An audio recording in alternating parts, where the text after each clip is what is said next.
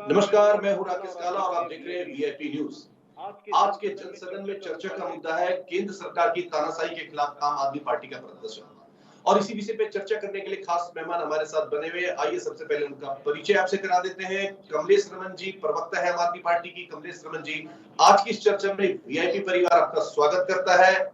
मनोज कुलारा जी, प्रवक्ता है कांग्रेस से। मनोज जी, आज की इस चर्चा में आपका स्वागत है। और संजीव वर्मा जी, प्रवक्ता है भाजपा से। संजीव जी, आज की इस चर्चा में वीआईपी परिवार आपका स्वागत करता है। सबसे पहले रुख करना चाहेंगे कमलेश रमन जी आपकी तरफ। कमलेश रमन जी, जिस तरीके से दिल्ली में आम आदमी पार्टी के हजारों की संख्या में कार्यकर्ता बैठे हैं, हालांकि उनको देख के अगर बात करते हैं तो वहां पे 70 पार्षदों को भी पुलिस ने हिरासत में लिया है, 32 विधायक जो है उनको भी हिरासत में लिया है। बीजेपी का कहना इस प्रस्ताव पे यह है कि हम राजघाट पे जिस तरीके से उन्होंने आम आदमी पार्टी के खिलाफ प्रदर्शन कर रहे हैं, ये कहीं ना कहीं लगता है कि बीजेपी वर्सेस आम आदमी पार्टी दिल्ली के अंदर हो चला है। हालांकि दिल्ली के मुख्यमंत्री अरविंद केजरीवाल जी को आबकारी नीति के तहत सीबीआई कार्यालय बुलाया गया है। इसमें बड़े प्रश्न ये भी हो जाते हैं कि अभी कोई डिसीजन नहीं आया, कोई इसमें फैसला नहीं आया, लेकिन प्रदर्शन आम आदमी की तरफ से और उधर बीजेपी की तरफ से किस तरीके से इसको वैचारिक पटल पे रखती है कमलेश जी? देखिए, ये देश का दुर्भाग्य है कि इस समय अगर अपनी कोई आवाज को बुलंद करता है या अपने विचारों को रखता है तो कहीं ना कहीं उसे दबाने की कोशिश की जाती है, क्योंकि लोकतंत्र तो इस देश के अंदर बचा ही नहीं है।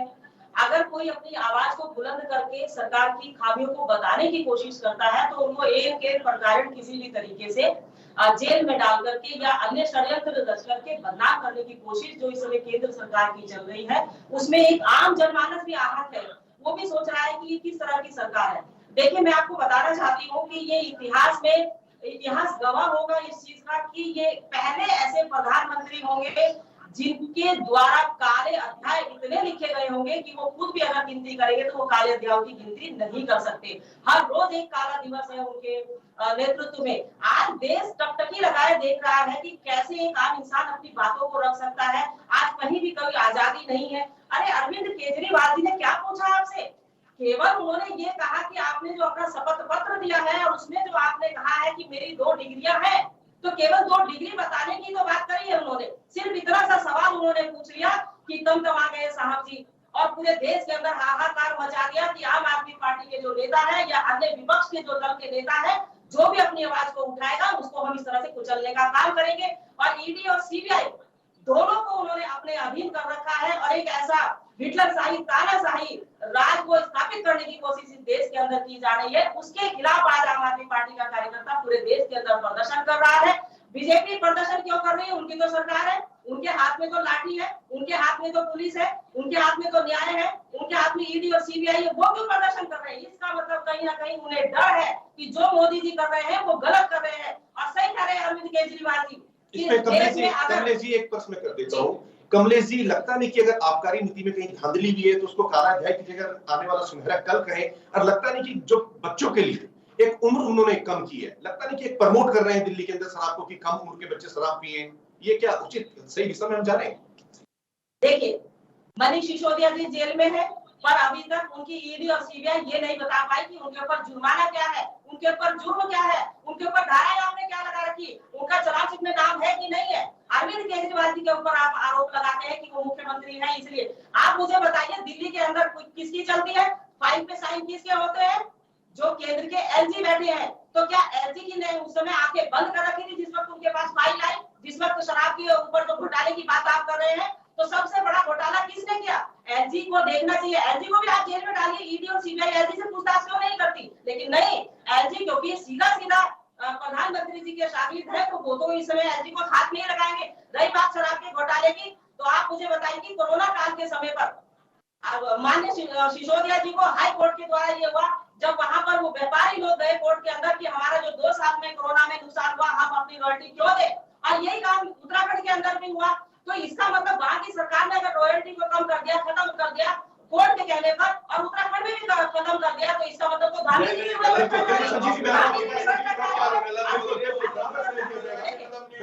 संजीव जी प्रश्न दे देता हूँ। मनोज जी उसके बाद आपके पास आता हूँ। संजीव जी, इस तरीके से कमलेश जी ने बड़ी स्मार्ट क्वेश्चन कर दिया। उनसे पूछा गया कि दिल्ली के अंदर शराब पीने की उम्र जो है वो कम कर दी गई। ये एक बड़ा प्रश्न चिन्ह यहाँ पे कहीं ना कहीं आम आदमी पार्टी के ऊपर लगता है। लेकिन उनका कहना ये भी है, उनका तर्क ये भी है कि आपकी तो केंद्र में सरकार है, फिर आप किस बात का धरना प्रदर्शन कर रहे हैं? संजीव जी।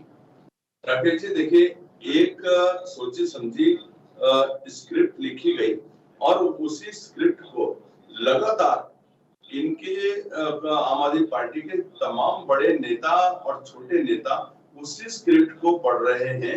उसमें लेश मात्र भी अंतर नहीं, कॉमा और फुल स्टॉप तक वो वहीं का वहीं बोल रहे। ऐसा नहीं हो सकता कि 100 आदमी भाषण दें और 100 आदमी अपना वक्तव्य रखें और 100 आदमी में के बोलने का एक ही लहजा हो और एक ही बात को रखें। यानी कि पूरी एक प्लानिंग के साथ कांग्रेस का ये चलचित्र, कांग्रेस का ये ड्रामा चल रहा है। आम आदमी पार्टी पे बात करें संजीव जी, आम आदमी पार्टी के ऊपर बात कर रहे हैं। सॉरी संजीव जी सॉरी, अगर ऐसे सॉरी हो जाएगी तो किस तरीके से नीति बनेगी, किस तरीके से देश चलेगा, किस तरीके से राज्य चलेगा? संजीव वर्मा जी, राकेश जी मेरी बात आने दीजिए पूरी। राकेश जी देखिए, मैंने कहा जब सत्येंद्र जैन के ऊपर पूछताछ का क्रम चालू हुआ उस समय भी यही सब कुछ हुआ था। उस समय भी केजरीवाल जी ने कैमरे के सामने आके बोला था मेरे नेता बिल्कुल दूध के दूल्हे हैं, बिल्कुल इनसे बड़ा कट्टर ईमानदार कोई हो नहीं सकता। ऐसे ही सिसोदिया जी के लिए बोला इनसे कट्टर ईमानदार कोई हो नहीं सकता। और ऐसे ही कल उन्होंने एक इतना बड़ा वक्तव्य दिया कि अगर केजरीवाल ईमानदार नहीं तो कोई ईमानदार हो ही नहीं सकता। यानी उन्होंने पूरे ब्रह्मांड को चैलेंज कर दिया कि वो उसकी सबसे बड़े और सबसे कट्टर ईमानदार वही राजा हरिश्चंद्र के बाद शायद उन्हीं का नंबर आता है। बिल्कुल संजीव जी, एक प्रश्न लेता हूं। संजीव जी बराबर समझ एक सेकंड। और एक बड़ी बात, इतनी काली जुबान है केजरीवाल जी की, उन्होंने जब बोला, जब सत्येंद्र जैन जी को हिरासत में लिया, पहले तो वो बोलते रहे कुछ नहीं है। अब 1.5 साल हो गया, जमानत नहीं मिल पा रही है, गिड़गिड़ा रहे हैं और जमानत नहीं हो रही। सिसोदिया जी के लिए भी बोला, आज 1.5 महीना हो गया, जमानत नहीं मिल पा रही है। और यदि आप लोग, आपके 2 मंत्री इतने दूध के दूल्हे हैं तो जमानत क्यों नहीं मिली? बिल्कुल संजीव जी, लौट के आ रहा हूं।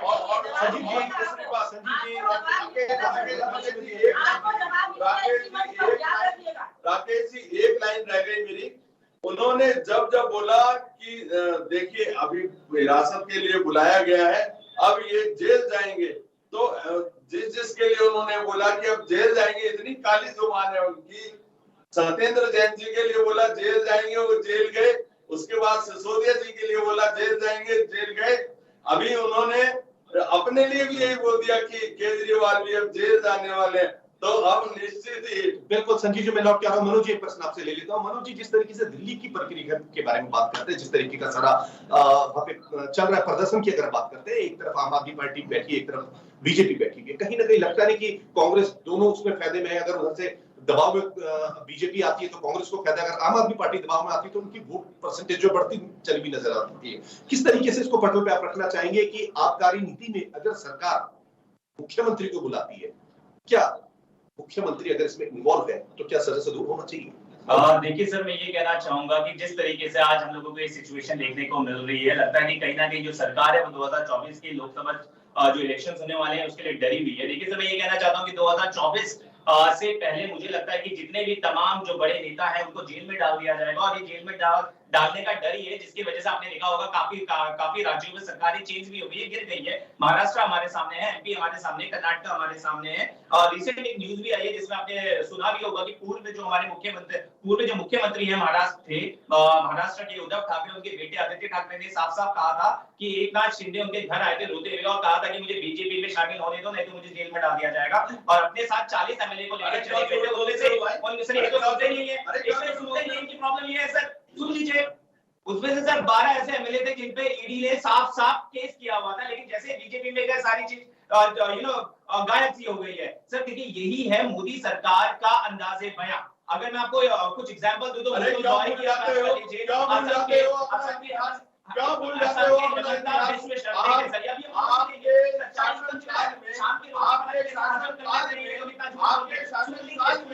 बीपी बढ़ जाएगा,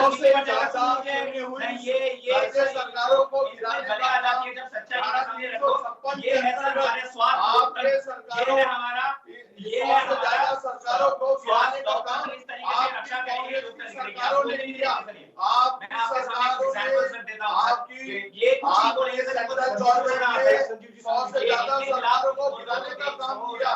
लोकतंत्र के विरोधी आप हैं। 1977 में 1970 में आपात काल में रोकने का काम आप लोगों ने किया। लोकतंत्र के विरोधी आप हैं। लोकतंत्र के विरोधी आप हैं। सुनने की क्षमता इनके अंदर नहीं। मैं कुछ एग्जांपल लेना चाहता हूं सर। मैं कुछ एग्जांपल आपके सामने रखता हूं। असम के हेमंता विश्व शर्मा जी को देख लीजिए आप। उनपे शारदा चिट फंड का घोटाला था, करप्शन का चार्ज था। 2015 में बीजेपी ज्वाइन की, आज देखिए वॉशिंग मशीन में धुल गए और आप देख लीजिए सीएम बन चुके हैं। कुछ ऐसे भी शुभेंदु अग्रवाल जी, वो भी चिट फंड में फंसे हुए थे। हमने देखा कि किस तरीके से वॉशिंग मशीन में धुल गए और आप देखेंगे कि दूध के धुले हो गए हैं। इसी तरीके से हमारे शिवसेना के नारायण राणे, जिनपे आदर्श सोसाइटी का इतना बड़ा घोटाला था, आप देख लीजिए आज सब वॉशिंग मशीन में धुल गए और पाक साफ हो चुका है उनका। तो ऐसे काफी एग्जांपल है। येदियुरप्पा जी देख लीजिए कर्नाटक में क्या केस हुआ। तो सर देखिए मनोज जी एक चीज और ऐड कर देता हूं। मनोज जी, जैसे बीजेपी से निकल के हरक सिंह जी आपकी पार्टी में आए, यशपाल आर्य आपकी पार्टी में आए। सर देखिए मैं थोड़ा सा इसमें कोई केस नहीं किया बीजेपी ने। मैं जवाब दे देता हूं। सर आप रामा जी के लिए रामा जी सर दूसरा क्या था? रामा जी पे बीच घोटाला ओखिया नेता घोटाला, सुलेमान नदी का घोटाला, उसके कुछ नहीं बोलेंगे। सार्वजनिक 10 गुना संपत्ति सर उत्तराखंड की अगर मैं बात करूं, 10 संपत्ति रामा जी देखिए मुख्यमंत्री जी के बगल में बैठ के फोटो खिंचाने का काम करते हैं। ये क्या कर रहे हैं? ये आप लोग भ्रष्टाचारी हैं। नहीं, भ्रष्टाचार कौन नहीं दिख रहा है? जीरो टॉलरेंस के बाद संकल्प है उत्तराखंड का। ये वाह मोदी की बात इस तरीके से शेड्यूल लेके आ गया। ये है आपका लोकतंत्र, ये है आपका डेमोक्रेसी के नाम पे डिक्टेटरशिप। सर आप किस तरह बाहर में देखिए किस तरीके से मोदी की ये जो सरकार है गाड़ी चढ़ा देती है लोगों पे। आज पे क्या कार्रवाई क्यों कभी बीजेपी अपने प्रभारी के ऊपर अंकिता भंडारी में बीजेपी का नाम आता है। पेपर लीक में आप देख लीजिए चतुर्वेदी हम लोगों ने सबकी जांच कराई। हम लोगों ने सभी लोगों की जांच कराई। यही तो है क्या? नहीं वही तो कितना आपने क्या वो दिख रहा है? वो दिख रहा है। आज भी पेपर लीक हो रहे हैं, आज भी पेपर लीक हो रहे हैं सर, आज भी पेपर लीक हो रहे हैं। यही आपकी दिक्कत है। सुन लीजिए सर, आप ज्यादा बोलेंगे घर अटक जाएगा, सांस बड़ी दिक्कतें हो जाएगी सर। बीपी बढ़ जाएगा आपका, सुनने की क्षमता आपके अंदर है नहीं, पता नहीं क्या बोलते रहते हैं। पढ़ के आप आते नहीं, आपके सामने इतिहास रखता हूं तो आपको इतिहास नहीं पता। आपको तो 2014 के बाद का इतिहास दिखता है ना। आप वो कंगना रनावत की तरह बोल दीजिए 2014 के बाद देश आया तो आप बोल दीजिए। नहीं बोल रहे आप बोलेंगे। आपके सत्ता गवर्नर थे जम्मू कश्मीर के साथ मोदी जी के उनको जिंदा जलाने का काम आप लोगों ने किया। सत्पाल मालिक जी के लिए आप क्या कहेंगे? आप के गवर्नर थे जम्मू कश्मीर के गवर्नर थे, उनका बयान आपने सुना नहीं किस तरीके से ये दिक्कत है। ये फोर्स की दलाली देने का काम आपने किया और अपने मामा राठौर जी को भगाने का काम आपने किया। अपने वीजा वाड्रा को भगाने का काम आप लोगों ने किया। कॉमन वेल्थ घोटाले करने का काम आपने किया। कॉमन वेल्थ घोटाला करने का काम आपने किया। ये ऐसे बोलेंगे तो इट्स नॉट मेरी बात ही मैं इनकी बात नहीं कुछ भी नहीं। कमलेश जी पर्सनली लेता हूं मैं आपसे। कमलेश जी अगर बात करते हैं सत्येंद्र जैन जी की, ऑलरेडी वो जेल के अंदर बंद है। पूर्व उप मुख्यमंत्री की बात करते हैं मनोज सिसोदिया जी, वो जेल में बंद है। प्रश्न अगर हम करते हैं कि शराब पीने की उम्र दिल्ली के अंदर कम कर दी गई है तो उस पर कहीं ना कहीं जवाब में देने में हिचकिचाहट होती है। ये एक बड़े प्रश्न यहाँ पे खड़े हो जाते हैं। अगर उत्तराखंड के परिप्रेक्ष्य में बात करते हैं, निकाय चुनाव आम आदमी पार्टी लगती है जीरो में सिमट के रह जाती है। विधानसभा चुनाव लड़ती है, जीरो में सिमट के रह जाती है। हिमाचल की बात करते हैं, जीरो में सिमट के रह जाती है। हालांकि दिल्ली में, पंजाब में एक बड़ा मैंडेट लेके आती है। लेकिन अगर किसी भी मंत्री के ऊपर, क्या मंत्री को स्पेशल पद होता है? अगर उस पर कार्रवाई होती है नियम के अनुसार, नीति के अनुसार, क्या ये गलत बात है? नहीं, बिल्कुल नहीं। देखिए अगर भ्रष्टाचार हुआ है तो कहीं ना कहीं कोई दिक्कत नहीं है, आप जेल में डालिए, न्यायिक हमारी अदालत है वो उसका फैसला करेगी। लेकिन दिक्कत वहां होती है जब तानाशाही के तहत किसी के ऊपर झूठा आरोप लगा करके षड्यंत्र के तहत उनको फंसाने की कोशिश की जाती है। अगर आपको लगता है कि कहीं ना कहीं शराब का घोटाला हुआ है तो आप जांच करिए, कोई दिक्कत नहीं है। लेकिन आपका मंत्री जी का नाम चार्जशीट में भी नहीं है, रिपोर्ट में भी नहीं है, कहीं कोई दिक्कत नहीं है, फिर बताते भी नहीं है कि आरोप क्या है, उन्होंने क्या घोटाला किया, ये भी कोई भाजपा का नेता नहीं बताता, ये भी कोई केंद्र सरकार नहीं बताती, सीबीआई नहीं बताती, तो फिर उनके ऊपर चार्जेस क्या है ये तो बता दें हमें भाजपा के लोग। वो कोई नहीं बता रमन जी बड़ा प्रश्न यहाँ से निकाल के दूसरी बात है, मैं जवाब देना चाहूंगी संजीव जी का, प्लीज। संजीव जी ने कहा, एक बात बताइए, आपने कहा कि दिल्ली में उन्होंने बच्चों की दारू की कम कर दी, आप मुझे बताइए, यहाँ पर तो आप एक ठेके के साथ एक ठेका फ्री दे रहे हैं। इसका जवाब नहीं हुआ। देखिए कमलेश जी जवाब नहीं हुआ। क्यों झूठ बोल रही हैं आप? मैं आपके बीच में नहीं बोली, सॉरी, मर्यादा कमलेश आप खामोश रहे, गलत बयानी मत करिए, गलत बयानी मत करिए, गलत बयानी बिल्कुल मत करिए आप, गलत बयानी बिल्कुल मत करिए। एक बोतल के साथ एक बोतल फ्री दिल्ली में दे रहे थे आप, एक बोतल के साथ एक बोतल फ्री आप दे रहे थे दिल्ली में आपने ठेकों की संख्या बढ़ाई। दिल्ली में जो कमीशन शराब के व्यापारियों को 2.5% मिलता था, उसको 12.5% करने का काम आप लोगों ने किया। ऐसे नहीं चलेगा सर, डिबेट ऐसे नहीं चलता, हम बोलने नहीं देते सर। अगर संदीप जी आपको मर्यादा का उल्लंघन करेंगे, म्यूट कर दिया आवाज। रमन जी कंटिन्यू, उनकी आवाज म्यूट कर दी गई। रमन जी कंटिन्यू। देखिए, आप कहते हैं इस देश के जो आज हालात हैं, आप सब भली भांति जानते हैं, मीडिया में क्या चल रहा है, मीडिया के अलग से क्या चल रहा है। इस देश के अंदर आज कहीं पर कोई आजादी नहीं है। उत्तर प्रदेश से लेकर दिल्ली से लेकर उत्तराखंड से लेकर तमाम पूरे देशों में, पूरे प्रदेशों के अंदर जो हालात इस समय सरकारों ने बनाते हैं, क्यों भाजपा के नेता भ्रष्टाचार नहीं कर रहे, उनको जेल में क्यों नहीं डालते? 6,000 करोड़ का इनके मंत्री के ऊपर आरोप लगा, सौरभ गंगला के ऊपर, अभी तक ईडी और सीबीआई क्यों नहीं पहुंची उत्तराखंड के अंदर? इनके बुनियाद दामाद के ऊपर जो देहरादून के मेयर है, उनके ऊपर 10 गुना संपत्ति अर्जित करने का आरोप लगा, अभी तक सीबीआई क्यों नहीं पहुंची? लेकिन नहीं पहुंचेगी। भाजपा की जहां सरकारें, वहां सीबीआई ईडी कभी भी नहीं पहुंचेगी। लेकिन विपक्ष के ऊपर साजिश के तहत उन्हें फंसा करके उन्हें जेल में डालने का काम केंद्र की सरकार कर रही है। ये किसी से छुपा नहीं है, ये कोई छुपा नहीं है। संजीव जी भले ही आज बैठ करके यहाँ पर अपने पाप धोने की बात करें, लेकिन हिसाब होगा, ये समझ करना पड़ेगा, मोदी जी को हिसाब देना पड़ेगा। आपने देश को लूट लिया, आपने देश को कंगाल बना दिया।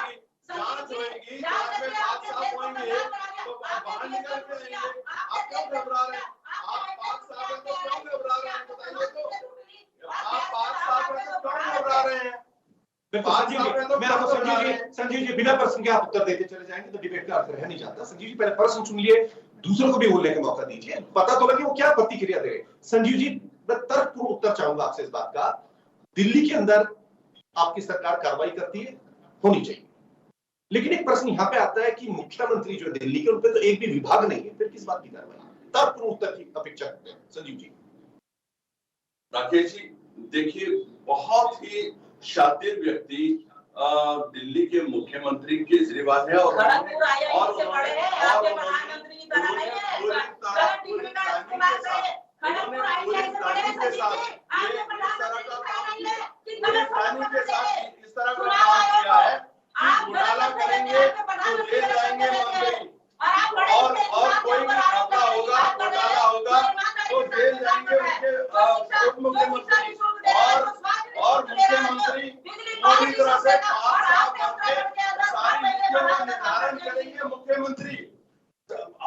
राकेश जी मैं आपसे पूछना चाहता हूँ, राकेश जी आपसे पूछना चाहता हूँ, आबकारी नीति पूरे देश, पूरे राज्य का राजस्व को निर्धारित करती है। खनन नीति पूरे देश, पूरे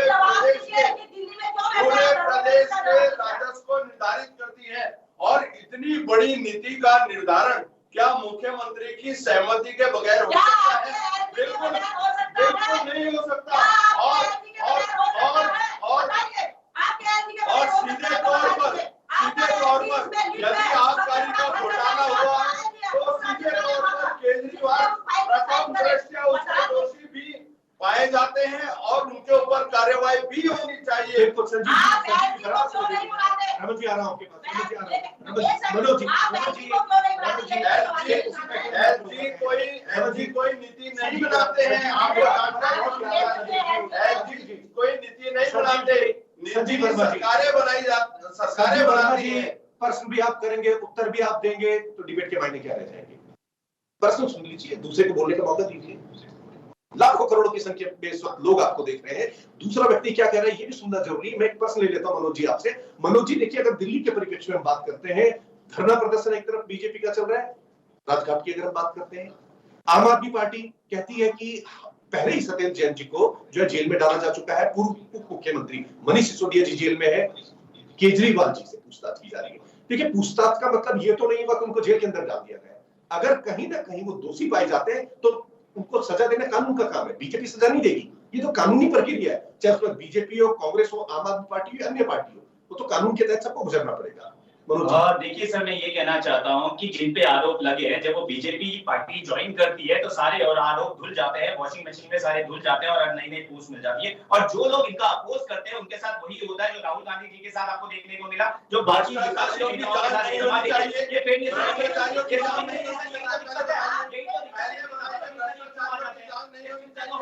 सुनते तो ये है नहीं।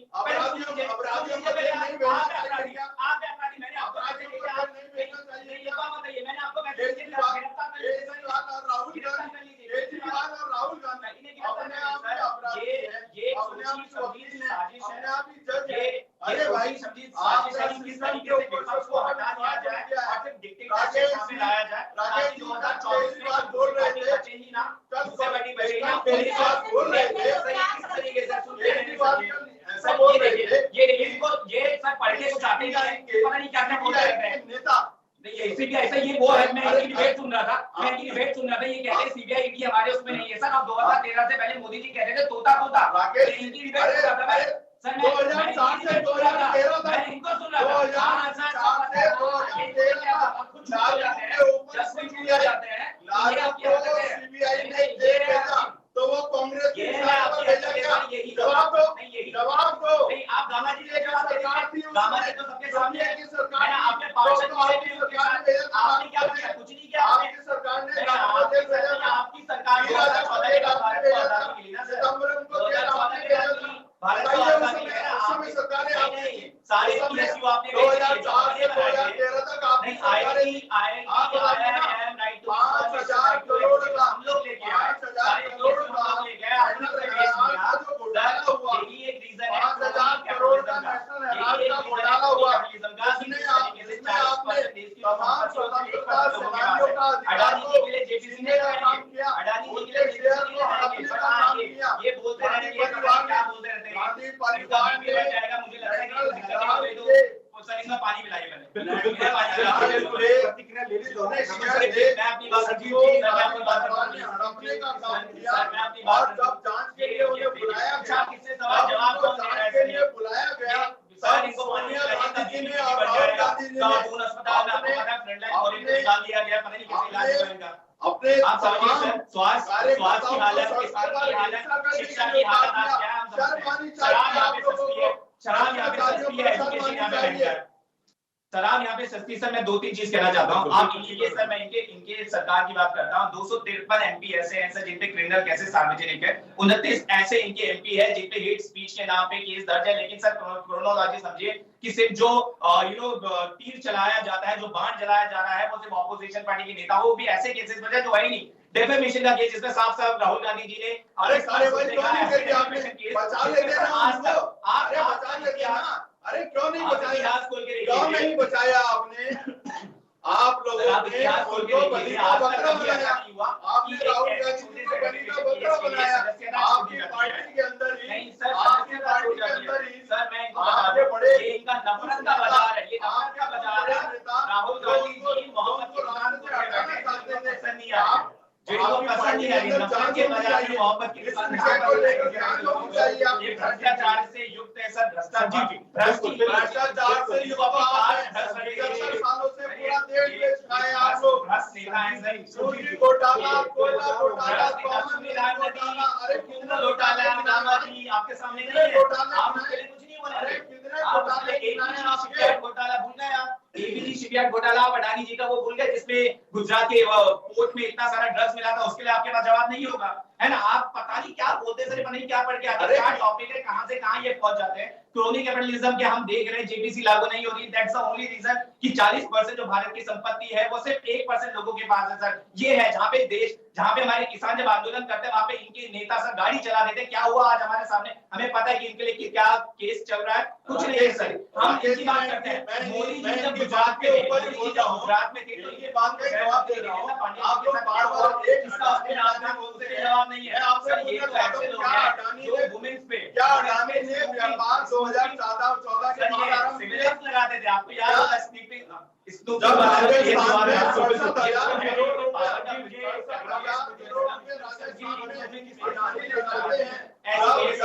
राहुल गांधी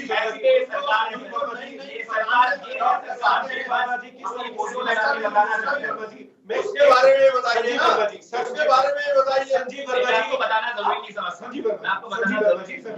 उस समय वो फ्री हो जाते हैं, आप उस समय फ्री हो जाते हैं ना। वर्मा जी किस तरीके से चलेगा, ऑफ का बटन भी होता है। संजीव वर्मा जी, अगर हम स्टार्ट होते हैं तो ऑफ का बटन भी होता है, गाड़ी स्टार्ट होती है तो चाबी से ऑफ भी होती है। कंटिन्यू हम स्टार्ट हो जाएंगे, पक्ष अगर बोलता है तो विपक्ष को भी पूरा डिबेट खराब। संजीव जी सुनिए, एक लास्ट समय कब दिल्ली बार देखिए समय की अपनी सीमा। कमलेश जी एक प्रतिक्रिया मैं आपसे ले लेता हूं। कमलेश जी देखिए, आपने कहा कि बीजेपी के नेताओं पे भ्रष्टाचार के आरोप लगे हैं, लेकिन अगर हम बात करते हैं आपके प्रदेश प्रभारी, उन पे भी महिला से छेड़खानी का मामला लगा है। उन पे भी कई ऐसे विधायक दिल्ली के अंदर रहे हैं जिन पे घरेलू हिंसा के केस दर्ज है। क्या हम दूसरे के दाद खाजी देखेंगे? अगर हमारे विधायक तो दूध के धुले, दूसरे के तो चमत्कार। देखिए, आपने बिल्कुल सही कहा कि बीजेपी के जो दाग है वो तो पाप से जुड़े हुए हैं, वो तो बिल्कुल गंगा जल में नहा करके निकल के आते हैं तो वो तो शुद्ध हो जाते हैं। बाकी दूसरे की जो गलतियां हैं या जो पाप है वो बिल्कुल अभिभूत इतने ज्यादा हो जाते हैं कि उनको कहीं जगह नहीं मिलती। जिस तरह से कहा जाता है कि उनको सजाएं मिलनी ही मिलनी चाहिए। हमारा सवाल ये है कि आज इस देश के अंदर लोकतंत्र बचा भी है या नहीं बचा है, न्यायिक व्यवस्थाएं बची भी है या नहीं बची है। इस वक्त हमारी न्यायिक व्यवस्थाएं अपने आप को दबा सा महसूस करती है और वो किसी भी तरीके से आजादी से अपना निर्णय लेने के सक्षम नहीं है। ईडी हो, सीबीआई हो, अदालतें हो, कोई भी हो। आप ये देखिए, कश्मीर के जो पूर्व राज्यपाल है सत्यपाल मलिक जी क्या बोल रहे हैं, आप समझिए। उन चीजों पे ईडी सीबीआई का ध्यान नहीं जाएगा। पूरा मीडिया तमाम अतीक अहमद जी को लेकर के दिखा रहा है, लेकिन जो असली मुद्दे हैं जिनको गोल करने की कोशिश इस देश के अंदर की जा रही है उनके ऊपर कोई ध्यान नहीं दे रहा। इतना बड़ा भ्रष्टाचार घोटाला हो रहा है, उसी तरफ कोई ध्यान नहीं दे रहा। महंगाई, बेरोजगारी, आर्थिक मंदी, महिलाओं का शोषण, उसमें कोई ध्यान नहीं दे रहा। लेकिन कोई बात नहीं, क्योंकि इस समय तो मोदी है, जहाँ पे खाता ना भाई जो मोदी का है वही सही। तो हिटलर तो चले गए इस देश के अंदर से, लेकिन हाथ शायद नरेंद्र मोदी जी के ऊपर रख करके चले गए कि अब तो चलाओ इस देश को। समय की अपनी सीमा है, कहीं ना कहीं बड़े प्रश्न यहाँ पे उठते हैं। अगर हम बात करते हैं दिल्ली के परिप्रेक्ष्य में, तो मुख्यमंत्री अरविंद केजरीवाल जी को सीबीआई ने बुलाया है जांच के लिए, क्योंकि उसमें अगर देखा जाए तो सत्येंद्र जैन पहले ही जेल में है, दिल्ली के पूर्व उप मुख्यमंत्री मनीष सिसोदिया जी जेल में है। कहीं ना कहीं पे बड़े प्रश्न भी खड़े हो जाते हैं कि हम आम आदमी पार्टी, कांग्रेस या बीजेपी की बात करते हैं, दूसरे के दांत खास दिखते हैं, लेकिन जब अपनी पार्टी के ऊपर आरोप प्रत्यारोप होते हैं तो कहीं ना कहीं यहाँ पे देखते रहिए वीआईपी न्यूज। नमस्कार।